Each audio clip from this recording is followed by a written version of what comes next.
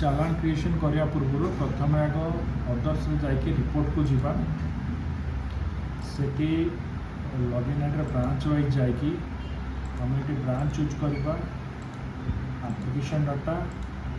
fresh application जाई Janet चालान रे click करवा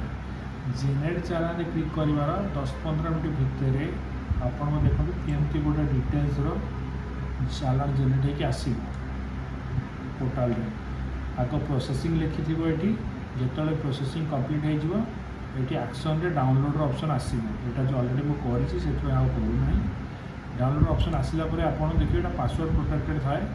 ये डाउनलोड रे क्लिक करेंगे क्लिक कलापर ये थी आपणकर पासवर्ड ये पासवर्ड को लेकिन ये जो डाउनलोड डिटेल्सटा थी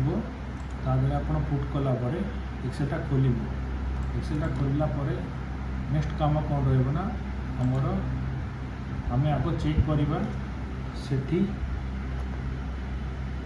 क्रॉप नेम कौन अच्छी जो नोटिफाइड क्रॉप थी सेटा जदि पैडी इरिगेटेड यहाँ अच्छी ताने ये गोटे चालान क्रिएट हम जदि ये 5टा पैडी इरिगेटेड आ 5टा कि 10टा अनइरिगेटेड था तो एतिक गोटे अलग क्रिएट करते आउ इरिगेटेड गोटे अलग क्रिएट करते देन नेक्स्ट आम कौन करवा ना फार्मर शेयर टाक टोटाल करवा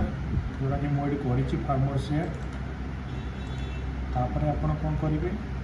एठू आसवे एरिया इंश्योर जोटा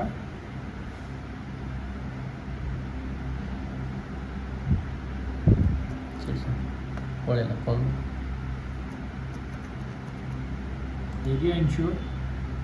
जो कंबाइन एरिया इंश्योर थी यहीटा को सिलेक्ट करके आप टोटाल करदे जोटा कि 0.99774 होती जोटा को मुझे करके रखी एरिया इंश्योर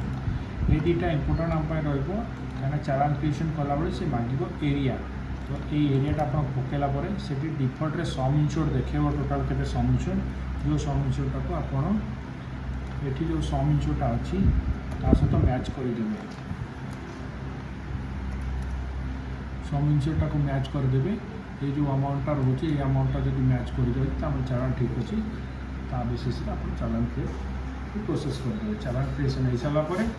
ताकू आम एनईएफटी करवा एनईएफटी कर 24 आवर भर से रिफ्लेक्ट कर रिफ्लेक्ट कलापर एप्लिकेशन को आसवे ये आसवे अनपेड एप्लिकेशन को ये अटैच यूटीआर करेंगे ब्रांच सिलेक्ट कर सारापर